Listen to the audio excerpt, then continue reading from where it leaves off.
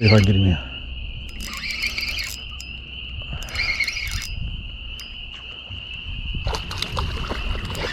There we go. That's what I've been looking for. Hey guys, what's up? It's Zach Hammontree with Legendary Fishing. Today we are at Cade Lake. That's just outside of Alexandria, Louisiana. It's about an hour drive from the house. I haven't fished here but one time. I did okay throwing some flukes around. I did not video that trip, so there's no like video to fall back on. But yeah, we're gonna be trying some shallow water stuff. It's been some fairly warm days here recently. Yeah, it's February 8th, but we're gonna be primarily up shallow. That's mostly because I'm on the bank like usual. But we're gonna get to it and see what we can catch. If you haven't already, please like and subscribe. We're right at 920 subscribers. I'm trying to get to 1,000. Normally most people say, oh well, we're trying to get to 1,000 for monetization. Even if I get 1,000, I still have to have like 4,000 viewed hours within the year, which doesn't really sound like too much, but I'm far from that. So that's not really my focus. My focus is being able to do live videos. Once we can go live, I plan on doing some live videos while carp fishing and stuff like that, especially when we get into them and they're really active. I think that'd be really cool to do some live videos, do some interactive stuff with the audience. So if you guys could please like and subscribe if you haven't already. It doesn't cost you a thing. I'm not even asking you to turn the notification bell on. Just being subscribed would help me out a lot. So if you could do that, share the video if possible, or look around in my database. I've got like, I want to say 300 something videos. If you find one that you like, find one that excites you, go ahead and share it. We've got, you know, I think the video at the top of the page, yeah, the video at the top of the page is 193 pound alligator gar. I don't have any huge bass on video, not that I would consider huge. We've got some catfish, 54 pound blue catfish on here. Yeah, anyways, look around. I've got most of them categorized based on what they're fishing for, or at least the tactic that's being used. So yeah, let's get to it. Enough of my yapping. Well, of course, I catch a fish on the BFS rod while I'm not recording, but nice little chunky bass out here on Cade Lake. Go ahead and let this one go, but nice one. That was fun though. Let's see if we can get some more. So that's on a Texas rigged U-tail worm. Let's see. I'm gonna move this stuff over there. Had several hits. I just hadn't really let them take it long enough, apparently. I've had several short strikes. Let's see.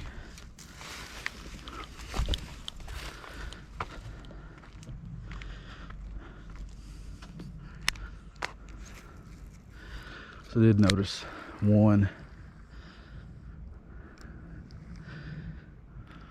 over here by this log.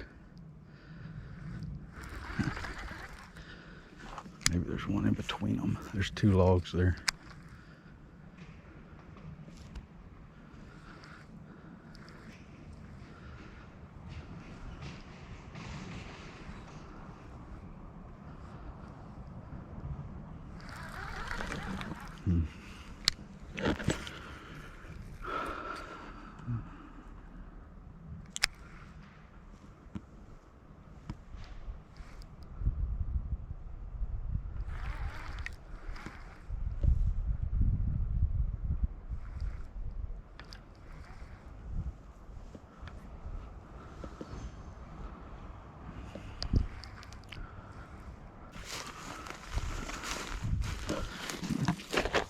try this little rocket shad out.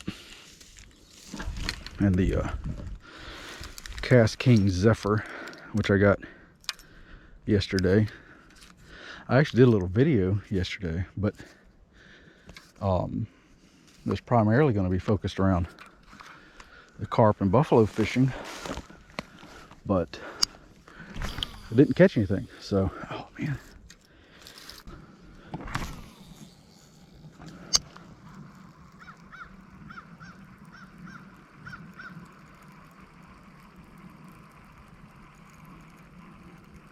Oh, I got one. That's not a bass.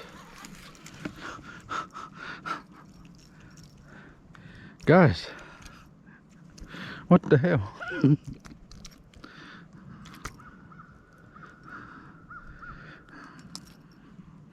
We got a bluegill on the rocket shed. He apparently came up and swiped at it, and the hook caught him in the side.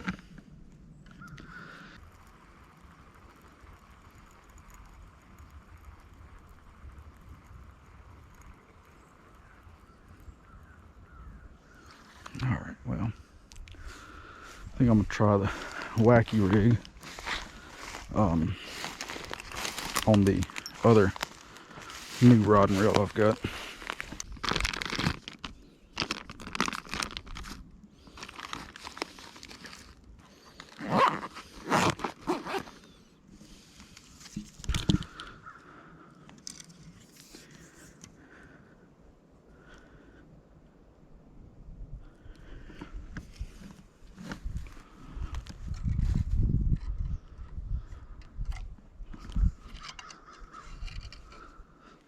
Alright, this is the other new rod and reel that we got. Jessica ordered this rod for me, and the reel is a Okuma Alaris.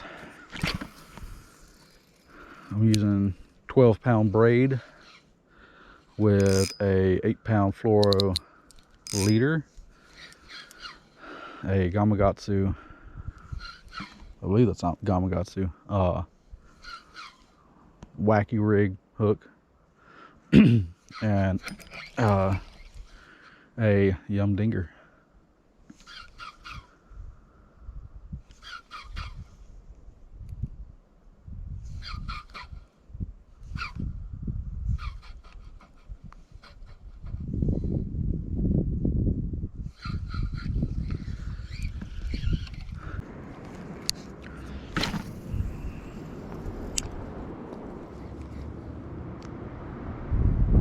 Oh, there's a bum.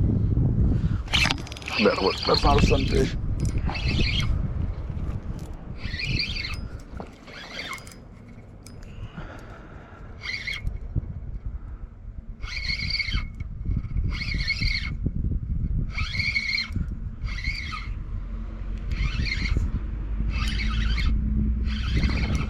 Come on here, little fella. Get off that stick. Get off that stick too.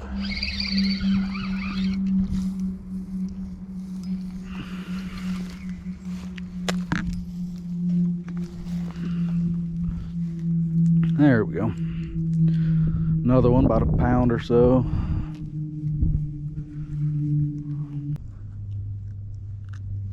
There we go. Yep. Thanks. And now one thing that does attract me to this lake, and some people are gonna be like, what, why? But there is apparently a population of chain pickerel out here, and I believe that fish actually spooked one when I was reeling him in, when he got right up in here, because something small darted out from on top of the weeds. And that's generally where chain pickerel like to hang out. Well, pickerel in general, and pike. For the three relatives of those before mentioned, the larger species.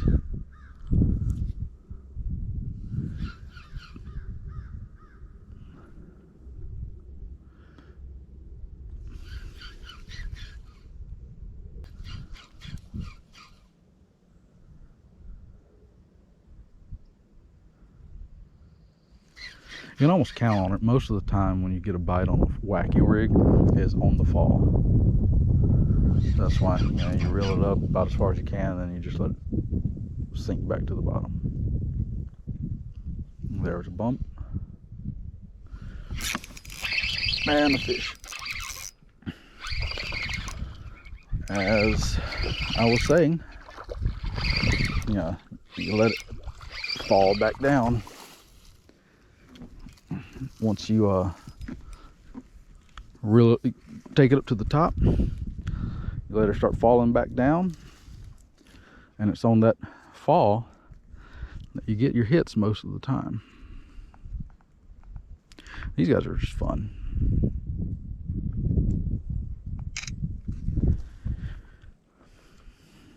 So that one, you got it pretty far down in there. You didn't swallow it, but it's almost to the crushers. But really, he looks like he got hit by a bird trying to grab him. You can see that mark right there. There's no scales. Yeah, little male. Thank you, buddy. So, right quick. Oh, great. Somebody left their line laying here on the ground.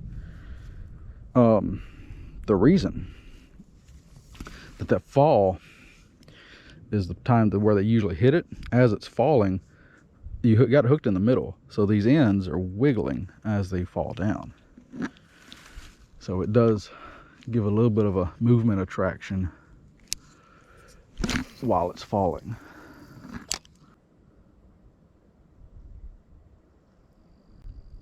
Anytime I'm around a lot of grass, I like to throw this,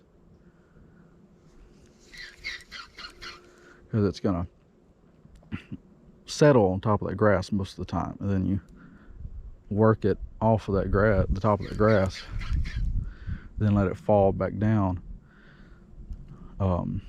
These fish are either in the grass hiding and trying to ambush prey, or they are going to be cruising the top of the grass doing the exact same thing, you know, trying to ambush prey that may get scared up out of the grass. Most things are going to go deeper into the grass. However,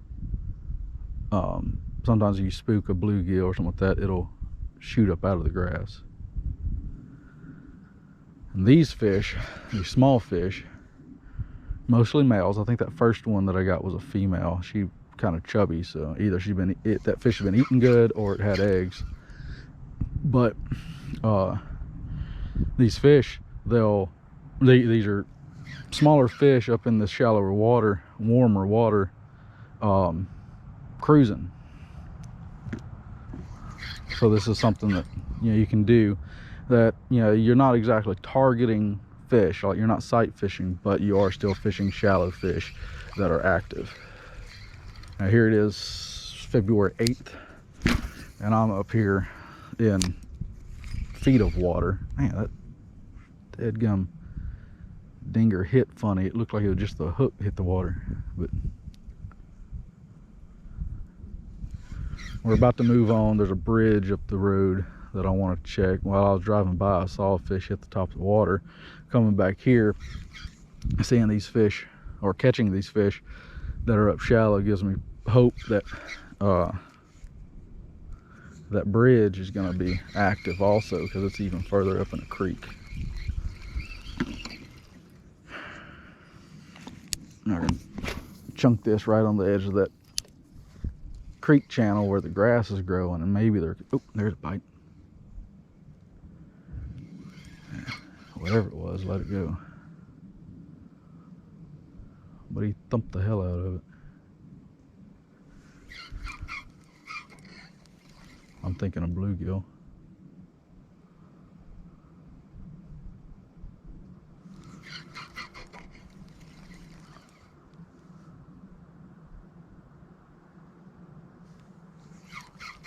And you can watch your line. You kind of tell when you hit bottom, because even with this, it's falling really slow, but it'll be pulling your line as it's falling. So as soon as your line kind of falls really slack, that's when you know it's hit. It got into, there's a bump. Oh, Did I break it or did he just come unhooked? Ah, broke it. I broke the 8-pound fluorocarbon. Dang it. Oh, that one got it. But re-rigged, getting it back out there. I did lose the snap swivel.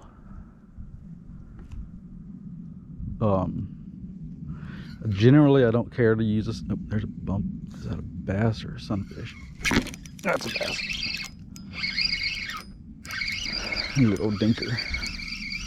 Just that quick.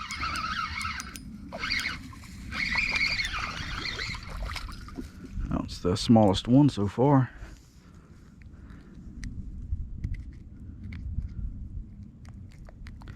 Not gonna worry about taking a picture of that guy.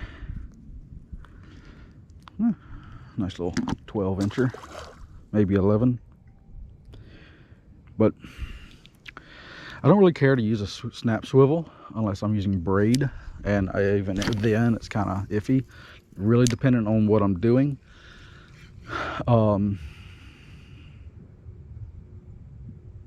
Obviously fluorocarbon mono is a little bit easier to cut and change than braid. Once you have braid, you got to have a knife or some kind of cutter to cut it. I know very few people that can just sit there and chew through braided line, which I usually don't have a well, I usually do have a knife on me. It's just, you know, depending on what I'm throwing. If it's ultralight stuff like this, then yeah, I'll use a really small snap swivel.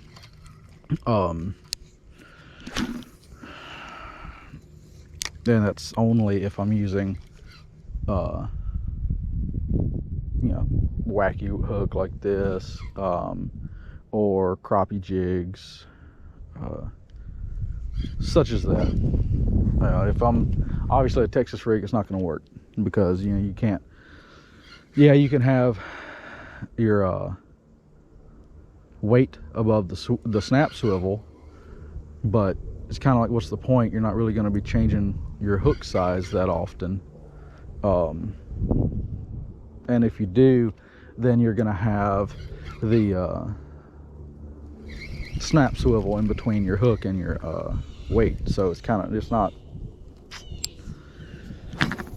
it's like novice stuff. Generally, there's not very many cases where, especially me, I guess, I'm not going to use a snap swivel. Not very many cases that I am going to use a snap swivel, rather. But so we started doing that over here in the States shortly after, I think it was World War II, when people started, you know, being stationed over in Europe, and basically the European people, whatever country, started doing their everyday thing and basically going back to normal. And the guys from the US that was coming back from over there was like, these dudes, they you know, pay to fish out of these ponds. Hell, I got a pond back home. So they just started stocking stuff over here the way that people were doing over there, and not really understanding the ecology of how to do it. Because you can take, you know, let's say, you know, 40, 50, 60 pound catfish out of a river, and then put 20 of them in this little pond and charge people to fish for them, and then you got to restock it every couple years because those fish starve to death. Or you'll see a lot of them have real bad sores on them and getting infected and stuff like that because they're in such close proximity to each other that they get sick. Yes, I want to go deep sea fishing. Me too. I want to go catch a glide grouper. Well, you ain't got to go deep sea for that. You can do that off of piers in Florida. Yeah. Actually, I think the record, like 900 something pounds, was caught by a kid off of a pier. That's what I want to do. That ain't good. I want to go catch a shark. My daughter, she fishes right along with me most of the time, but she caught her first shark last year, a little bull shark.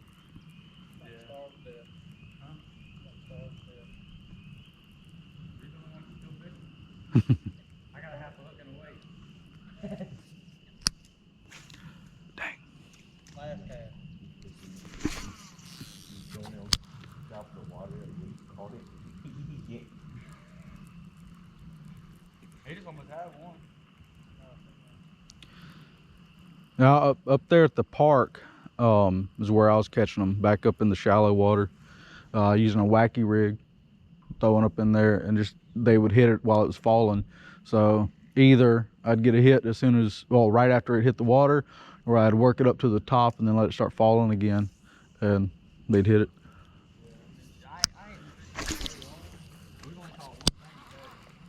I fish multiple times a week. Actually, I work on Toledo. When I'm not guiding.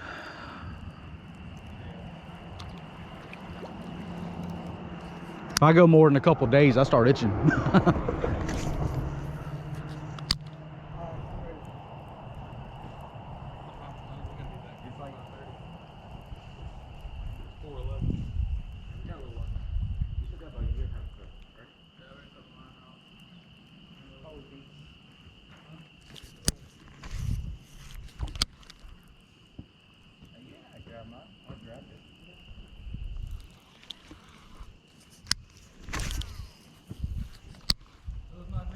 Oh yeah, man. Yeah, good luck. Same to y'all.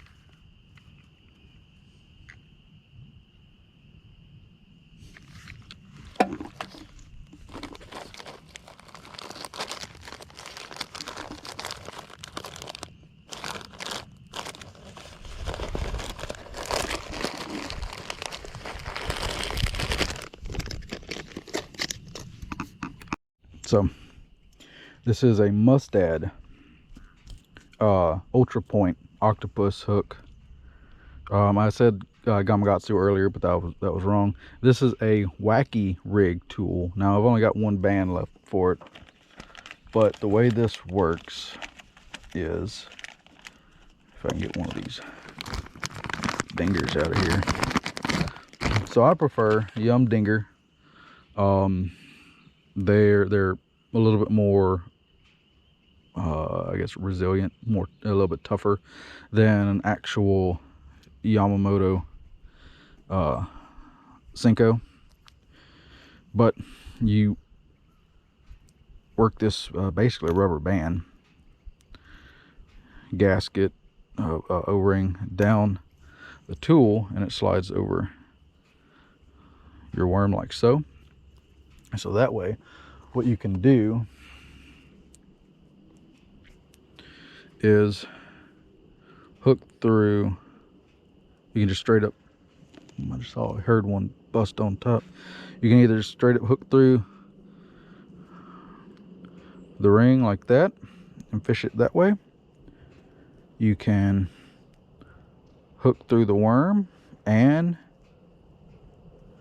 through the band that way, which is the way I'm gonna do it. Or I've seen people crisscross them and then you put it on there like that. So I'm going to, I switched it to the Zephyr reel.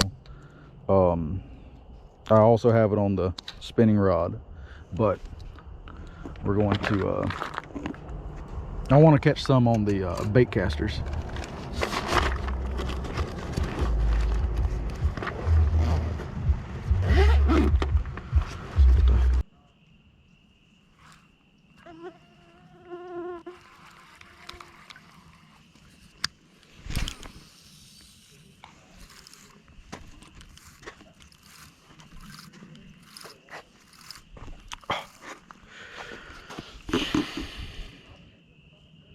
That's what I was looking for right there.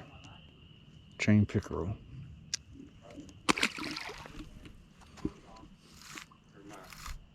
Well, it probably wasn't very fat, was it? Not really. So it wasn't well taken care of. Now, why I say us here is because the idea came from Europe, because they, oh, something just came after it. The idea came from Europe because they do that with carp a lot. But the deal is with the carp, there we go. Oh, that's a little pickerel. Oh, dang it, he came off. Is that one of the ones you were talking Yeah, that's what I was trying to catch. I thought it was the way it shot out of there, because they like to set on top of the weeds. Yeah. And they'll sit on there and they'll ambush. They're I mean, primarily ambush predators that sit right on top of the grass.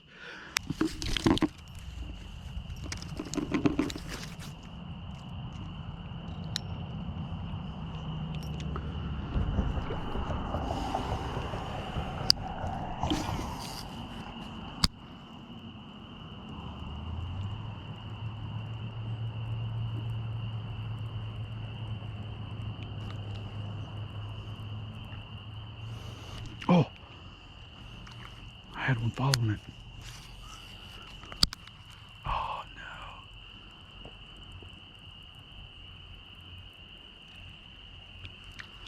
I seen him hitting at it. He just didn't get the hook.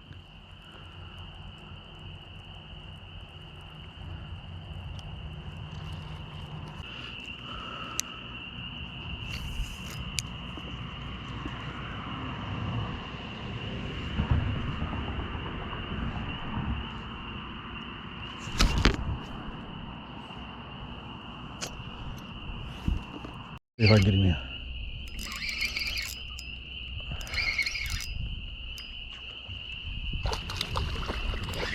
There we go. That's what I've been looking for. Come here, guy. No, no, no, no, no.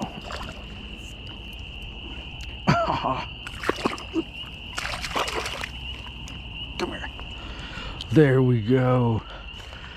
I haven't caught one of these since I was like 10 years old.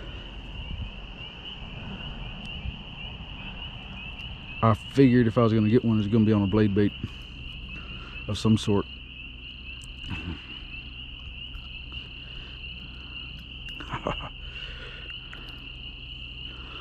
All right. Get that hook out. Might bleed a little bit because it was in his gill. Check it out. Looks like a little pike, just like a little pike. This is what I've been trying to catch all evening.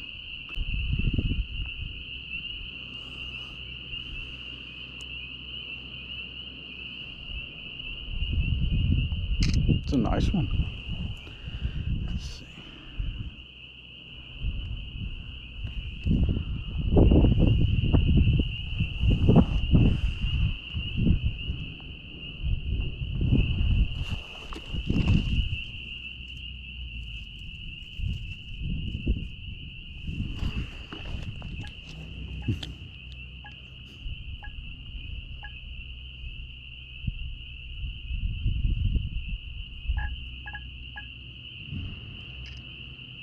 All right, in case you guys didn't know, these guys got some pretty gnarly teeth.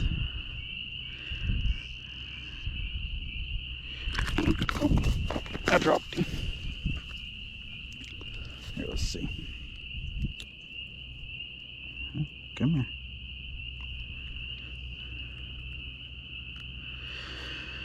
All right, let's see.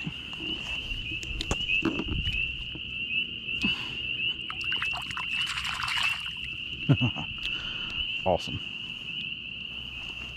So I got that dude on this little white inline spinnerbait. See if we can get another one. We don't have much daylight left.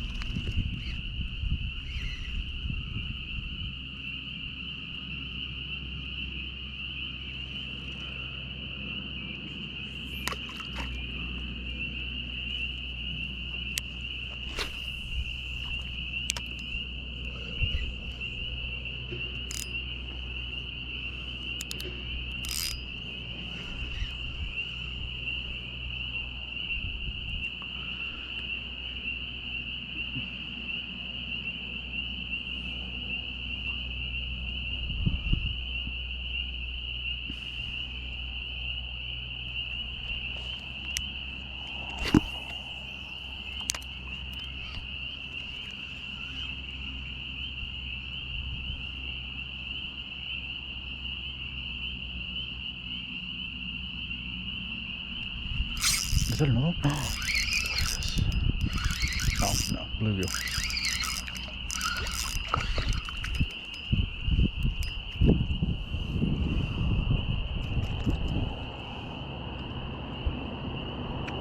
Nothing crazy, just a big old bluegill.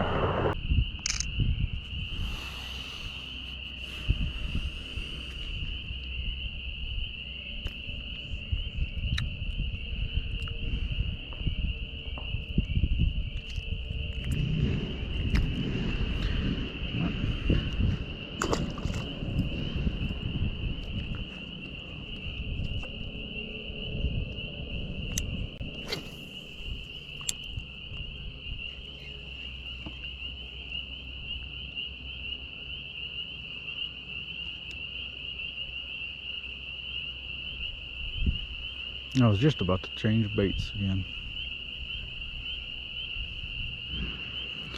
As I actually broke off on one on a pickerel with a jerk bait. Oh, with a oh. Okay. Is that another pickerel or is that a bass?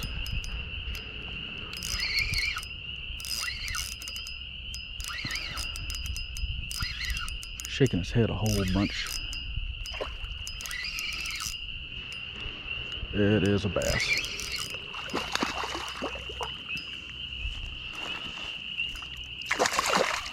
So, a pickerel, a bluegill, and then a bass.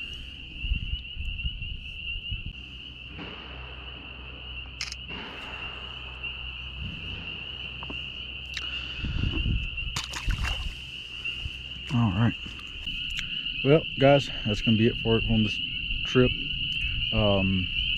Did a little bit of bass fishing and got a pickerel, chain pickerel. Hadn't caught one of those in, well, since I was about, I don't know, between 10 and 13, somewhere in there.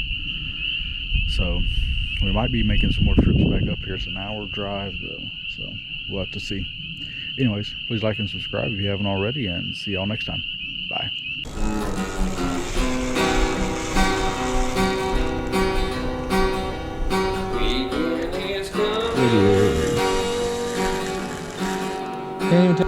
He's gonna come from the jump. Watch out. So welcome to my show. Everybody grab your fishing pole. That's a 200. Come now, let's go. See how